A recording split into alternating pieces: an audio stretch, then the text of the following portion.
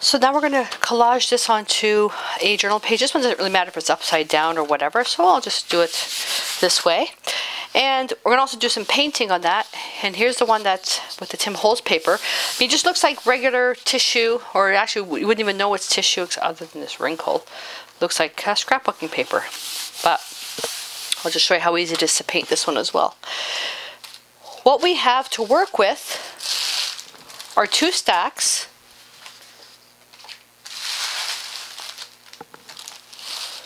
A stack with ink and a stack with paint. And if we look at the one with the ink,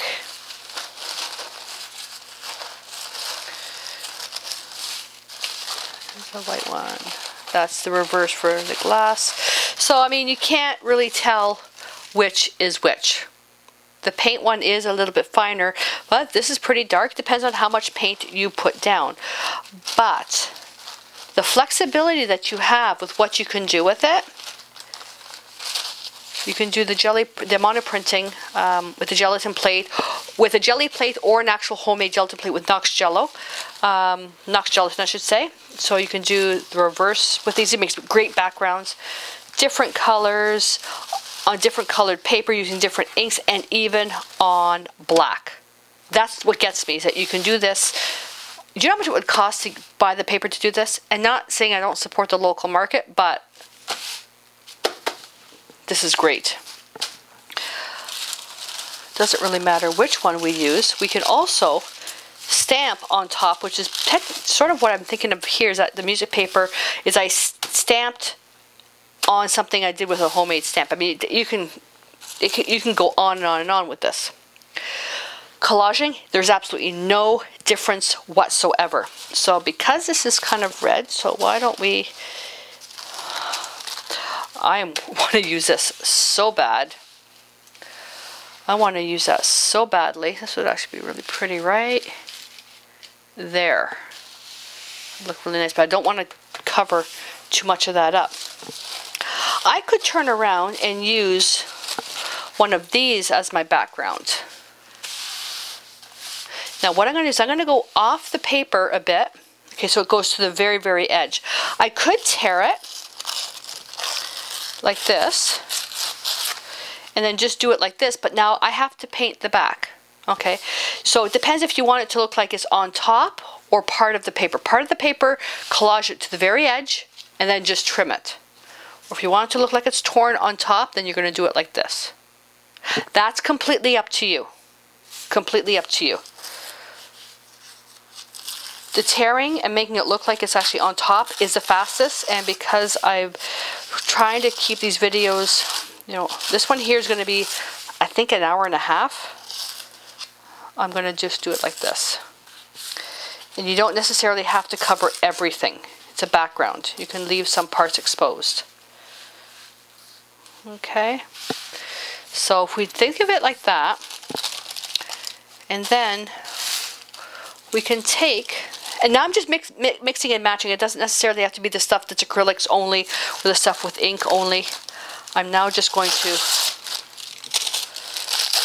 mix and match. Put that on top like so.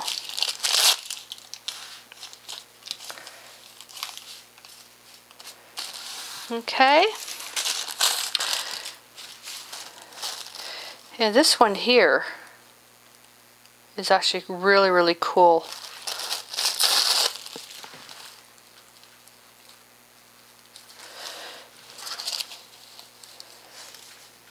That's actually really, really cool.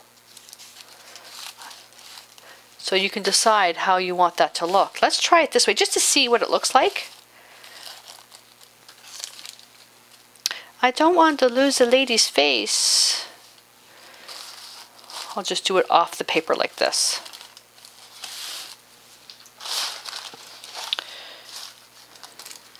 And then I'm just going to fill in just to save time, okay? Just to save time. I can do a border. That's kind of plain though. Not liking the way that looks. So yeah, let's just get started doing this. So I'm gonna, so you see the differences. Let's just get this collaged. getting the cue again. Hurry up.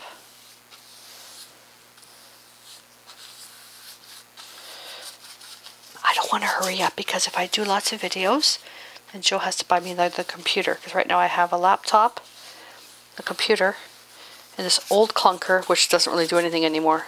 But I'm bugging him for another one. Do this one off, like so. And then I'm going to do this one here, like so.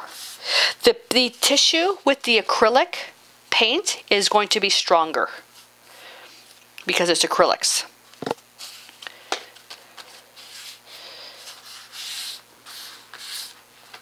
Okay. And there's no bleeding. The paper stays the way the paper stays. I want this side.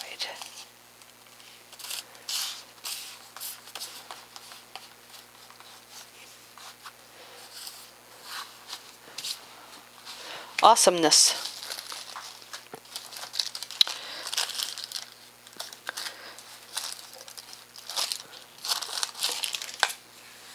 Let's see what we have when you do this.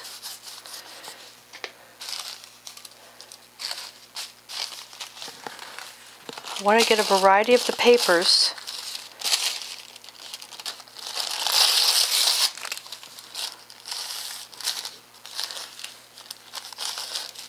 Oh, that's the wrong way. Oopsie. I'm going to go off on this one.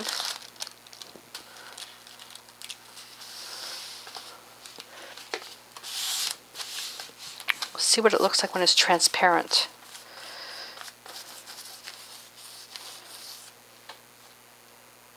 No, I didn't do that upside down. I thought I did that upside down.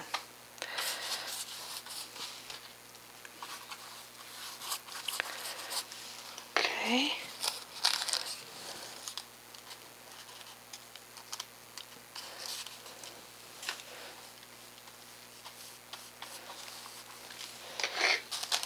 And you don't even have to put it on the way it was stamped. So I can just go, there's the owl there on its side. And if we want to go with different colors now, I could take, this is very hard to rip because it's the fibers.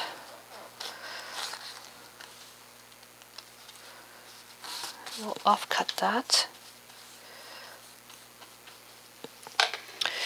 And let's layer some more. What else do we have here? So we have an orange butterfly. And why don't we do that one here? And the rest of it slightly off like it's broken.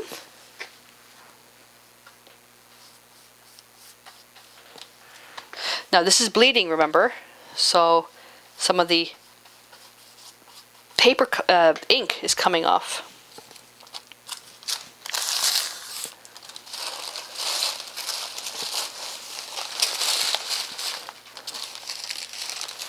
This would be nice for a background all by itself. I don't want to do anything with that one. Let's stick with the blacks because I'm going to be painting this as well. Let's overlap. I stamped this on the wrong side, but that's okay. I'm going to tear that while it's wet because it's much easier. Get off me.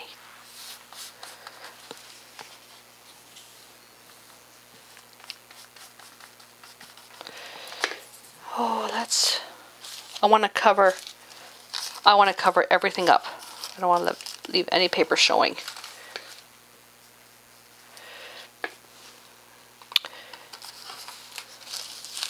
This would also make for a really cool border, so you can also add that in if you want, which I'm going to do.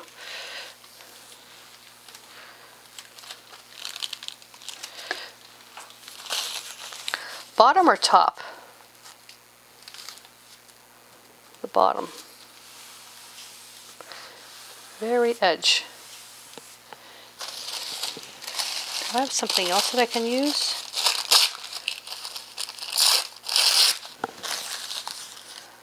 Want to see basically how much layering I can do.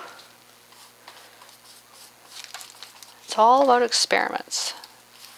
Upside down. Okay. Gonna let this sit now. It's gonna take a while to dry. And while I do that, I'm gonna take all this. We're gonna keep this one for a special project. Take all this, put that in my box of tissues. Let's grab this one while the other piece is drying, and let's paint this one. So the first thing I look at when I think about painting this is automatically transparent red iron oxide. That's automatically the color that I go for. But let's go for something a little bit brighter. So why don't we stick with yellows, reds, and violets. Let's go transparent yellow iron oxide. Let's go, let's paint first. Over the whole thing.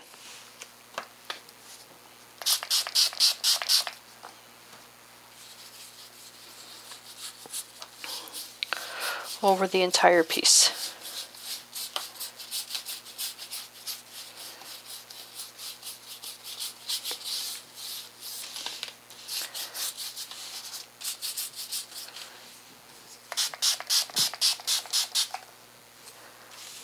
I want it to be washy. When it's washy, it also dries much faster. Heat gun, which will not take long.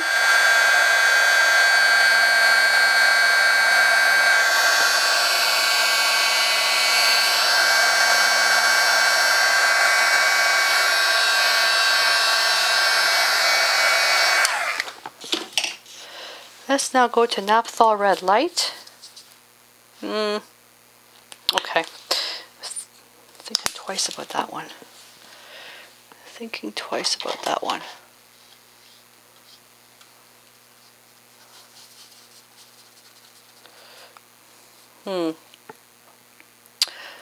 I'm not sure about that.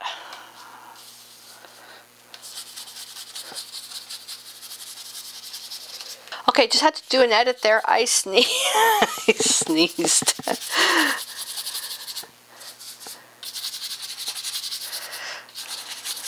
Let's see what we can do with this.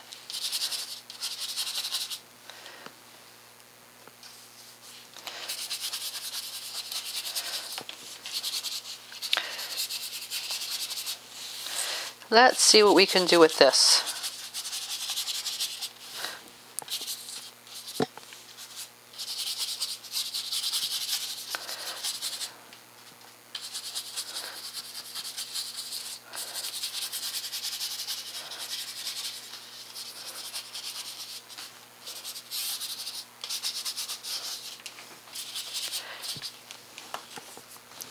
Heat gun just to slightly dry it.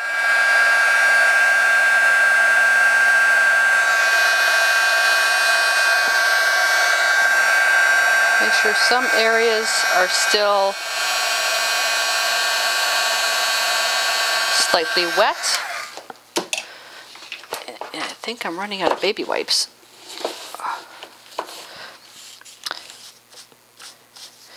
And you're just gonna distress to remove it back down to the white, because there's the decoupage medium on top. The removal is so easy, as long as you don't let the paint dry too much.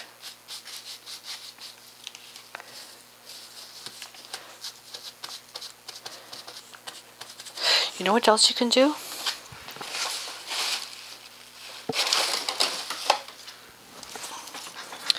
you can take something like that.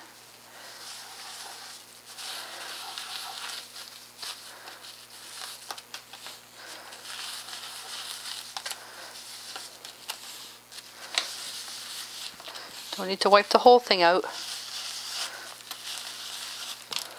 Like so. Okay. Here's another one of my favorites.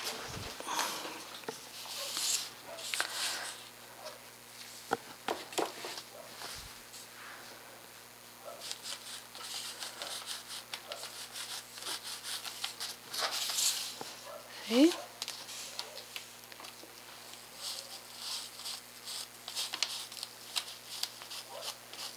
Not everything.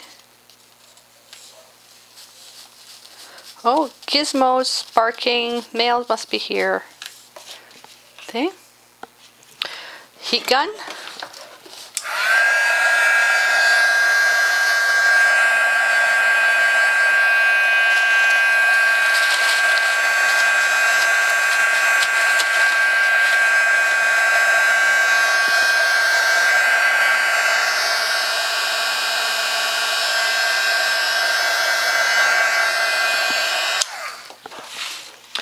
Now let's go with ultramarine blue. I was thinking about some violet, but I'm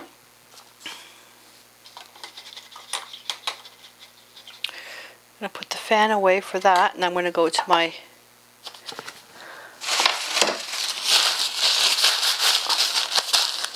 bristle brush.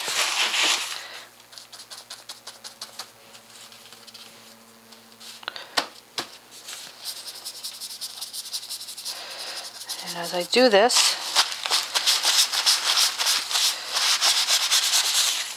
with a paper towel, you can use paper towel, you can use, don't use a baby wipe because it's wet. All you're doing is staining.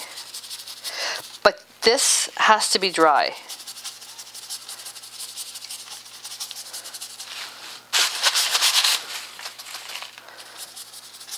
And this is a, for the lack of a better word, a distressed glaze.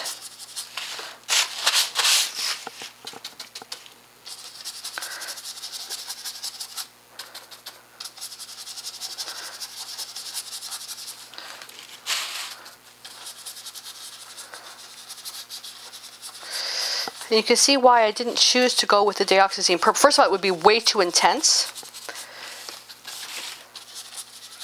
But if I layer ultramarine blue on top of the red, you automatically get a violet.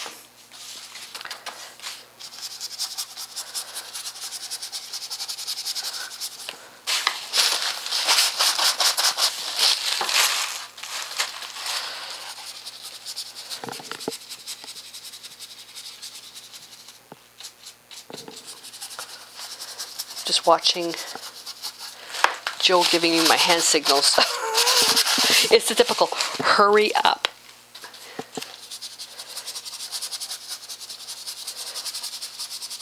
For us to be able to deliver high def quality, the videos must be under an hour and a half, and I think I'm past that.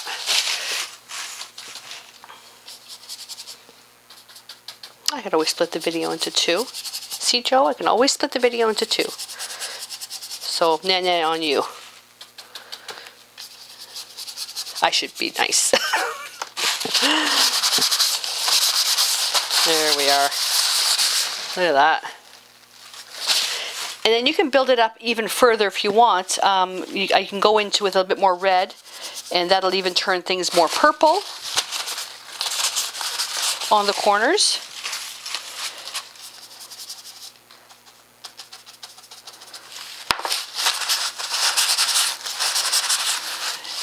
And just distress it. Like, look at that. Isn't that neat? So now I'm going to flip this over. Grab the other piece. You see it's really starting to come through. Look at that. Really coming through. So what I'm going to do is I'm going to get started by just using the heat gun just a little bit. When we come back, it'll be dry to touch, and then we can add a glaze of paint. So I'm just cutting the paper off now.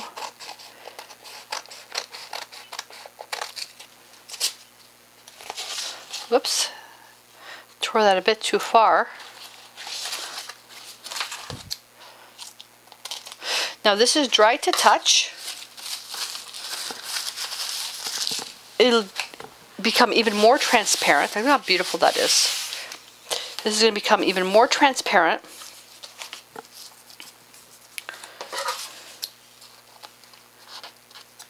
As it's 100% dry.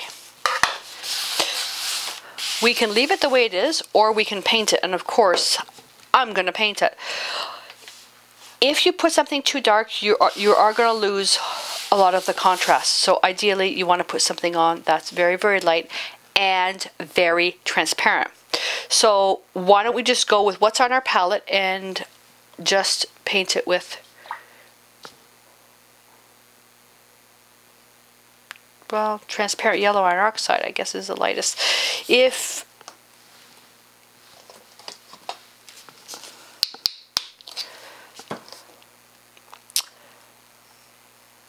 I'm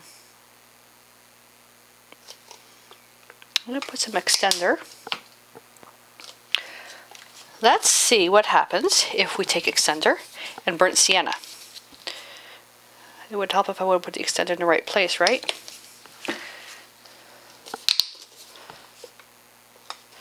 It will take much longer to dry, but let's see what would happen. And I'm just going to paint on the whole thing. And then I'm going to wipe it back. A little bit of water.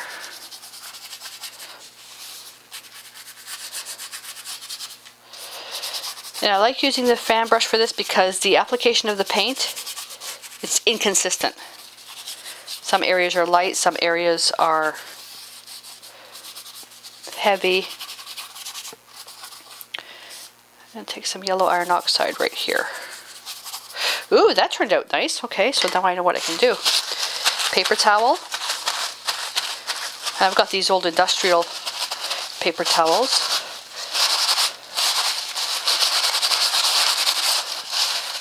Don't want to use baby wipes because the baby wipes will just remove everything.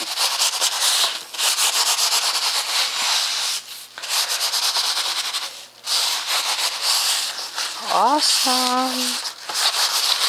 If I did want to remove something, I can pick an area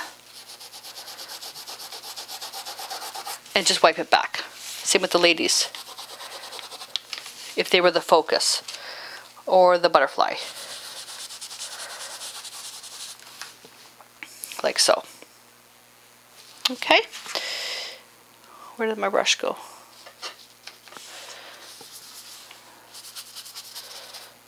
I'm going to make this a little bit darker. And if we take some blue, we're going to get some green. An ochre teal color. Get a little bit of color in there. And what's really cool is, depending on what you pick up, the color is going to be different. Because these are next to each other on the color wheel, you're not going to get mud until you mix all three colors together. There we go. Look at that. How cool is that? I like the burnt sienna look. I really like the burnt sienna look. Transparent red iron oxide is much more intense.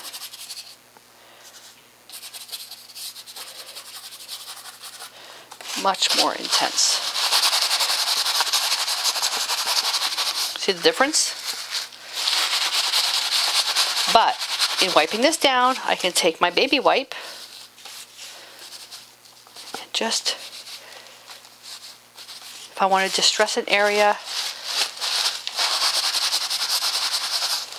go back. You should let it dry. Go back, Okay, I can pull a little bit like so. Hit it with the heat gun, which I should have done first.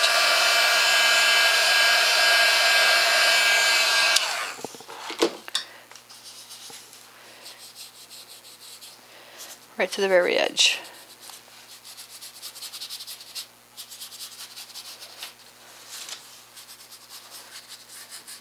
This is just layering the paint.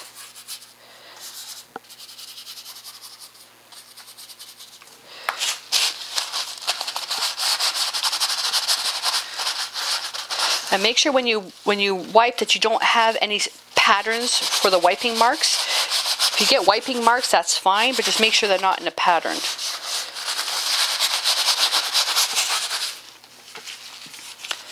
And then, do I want to remove any paint? Not necessarily, but maybe just over this lady.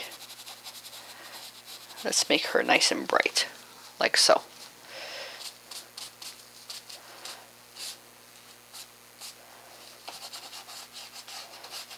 There we go. How cool is that?